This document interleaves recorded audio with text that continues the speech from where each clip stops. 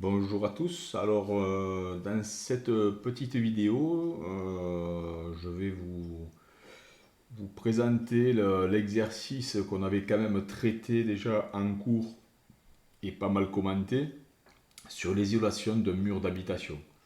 Donc, un mur d'habitation, il est constitué donc de béton, qui va être donc le matériau de structure, et de deux matériaux de fonction, le polystyrène, qui est censé isoler, et le placo-plâtre, qu'on appelle communément le BA13, donc des plaques de plâtre qui sont des matériaux donc, de fonction. Et je reviendrai sur ces notions-là, matériaux de structure, matériaux de fonction, un peu plus tard, puisque ça sera aussi l'objet d'une partie du cours du semestre 3. Donc il y a quand même une continuité. Alors, les matériaux ont des propriétés connues en termes de masse volumique, mais aussi de conductivité thermique, là, les valeurs de K. Euh, En plus de, des transferts thermiques par conduction à l'intérieur des matériaux, mais on va aussi tenir compte dans le problème de la convection, euh, à l'intérieur donc, de la maison et à l'extérieur. Donc, petite remarque, les coefficients de convection sont faibles à l'intérieur parce que généralement il y a très peu de déplacement d'air, sauf celui qui est dû au chauffage qui a tendance donc à faire remonter l'air chaud au plafond et redescendre de l'autre côté.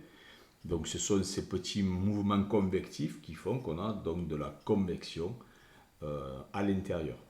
Et à l'extérieur, comme généralement l'air est un peu plus humide, donc un peu plus efficace donc pour extraire les calories, et que généralement il y a un petit peu de vent, eh bien on va prendre une valeur un peu plus importante pour donc ce coefficient de convection à l'extérieur. Et pour pouvoir se faire une idée du flux thermique qui va se mettre en place, puisque généralement ce flux va aller de la température la plus élevée, dans notre cas ici dans le problème c'est 21 degrés à l'intérieur, et ce flux va aller vers l'extérieur, donc où il fait moins 4 degrés. Donc la première chose à faire, c'est de faire un petit schéma pour se faire une idée déjà de la géométrie du problème, voir comment on va additionner les résistances thermiques. Et ça sera possible à partir du moment où on aura fait le schéma. Donc je vais vous partager ma webcam. Voilà donc ici une coupe du mur avec donc le béton. On a typiquement 300 mm d'épaisseur. Ensuite ici le polystyrène, donc qui va être le matériau isolant dans notre problème. On verra pourquoi une fois qu'on aura fait les calculs. Et enfin la plaque de BA13. La plaque de BA13, donc le placo-plâtre qui va permettre donc sa fonction, elle, c'est de pouvoir accrocher de la décoration, planter un clou, mettre un tableau, visser une étagère. Voilà à quoi sert le placo-plâtre dans l'histoire. Parce que essayer de planter des clous dans le polystyrène, bon, ça fait des trous, mais ça ne tient pas. Donc comme je disais, ici sur mon petit schéma, la flèche représente les mouvements convectifs, donc à l'intérieur, à l'extérieur. Et dans la mesure où le flux, donc je disais, va s'établir du chaud vers le froid, là ici sur le schéma ça va être donc de la gauche vers la droite, eh bien on va estimer les différentes résistances thermiques rencontrées de la gauche vers la droite. Donc le premier terme c'est un terme convectif à l'intérieur, et on va faire tous les calculs en raisonnant sur 1 mètre carré de surface, comme ça dans la formule ici, on a 1, donc il suffit de prendre juste l'inverse de H, et ça nous donne directement la valeur de R. Donc dans le cas donc, du terme de convection à l'intérieur, la résistance thermique elle est de 0,2 Kelvin par watt. Ensuite, on va rencontrer le placo-plâtre. Donc là, on va avoir un terme de résistance thermique par conduction. Donc on va utiliser la formule par conduction qui nous donne une proportionnalité avec l'épaisseur de la plaque plus on aura de matériaux, plus ça sera résistant thermiquement. Mais c'est inversement proportionnel à la conductivité du matériau. Tout calcul fait, on arrive à 0,052 pour le placoplâtre. Un raisonnement équivalent pour le polystyrène conduit à 1,463, pour le béton à 0,154. Donc déjà, si on compare à ces deux valeurs, 0,154 avec 1,46, pardon, ben on a presque un facteur 10. Autrement dit, le polystyrène, même en mettant une épaisseur plus faible, dans notre cas, il va être 10 fois plus isolant que le béton. Et on voit bien que, du coup, le polystyrène, c'est bien un matériau donc de fonction. Sa fonction, ça va être d'isoler. Et le dernier terme rencontré, ça va être donc de la convection à l'extérieur. Et la formule associée, bon, c'est celle-ci, hein, avec l'inverse du coefficient de convection, multiplié par la surface, qui est de 1. Et on aboutit à 0,03, donc qui est très faible. Pour un total, une résistance thermique totale, là on va sommer, puisque on est dans un schéma électrique équivalent, à la somme donc, de plusieurs résistances en série.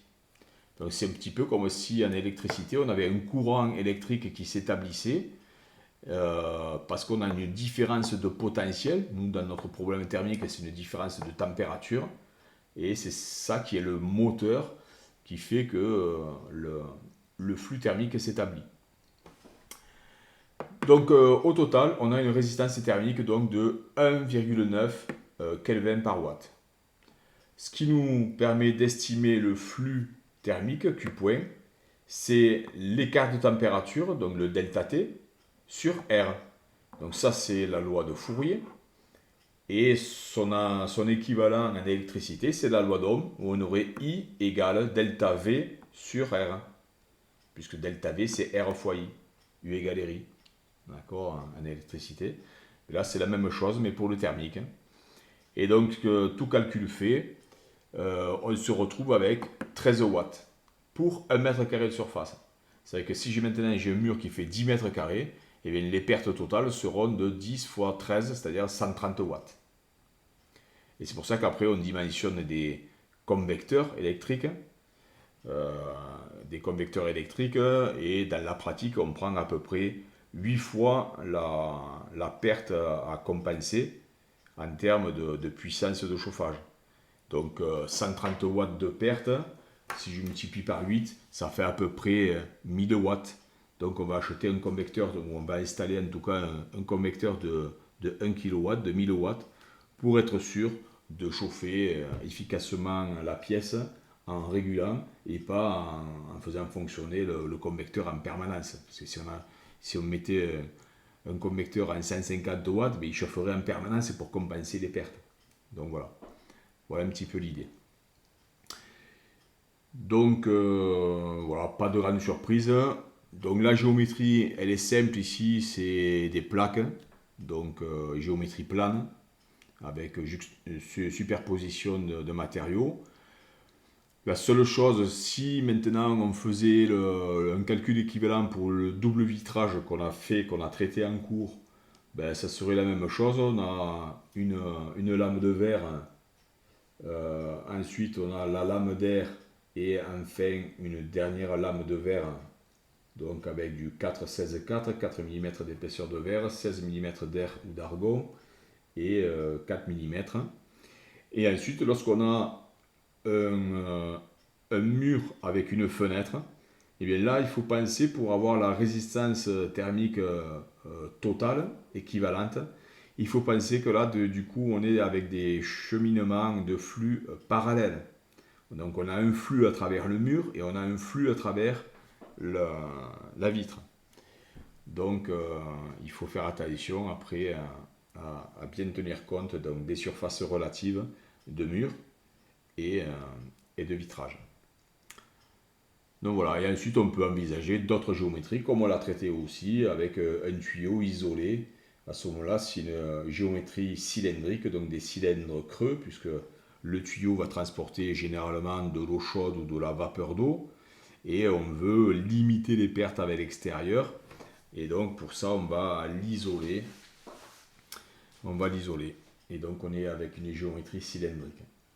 Alors le petit problème que j'avais soulevé, c'est que plus on met de l'isolant, plus on augmente la surface d'échange avec l'extérieur. Et si on augmente la surface d'échange, eh bien on diminue la résistance thermique. Et diminuer la résistance thermique, ça revient, pour un écart de température donné, à augmenter le flux. Donc à un moment donné, si on ne choisit pas le bon matériau d'isolation, on peut se retrouver dans une situation où au final, on va être moins isolant que si on n'avait pas mis d'isolant. C'est-à-dire que si on avait laissé le tuyau nu, eh bien on pouvait avoir des pertes.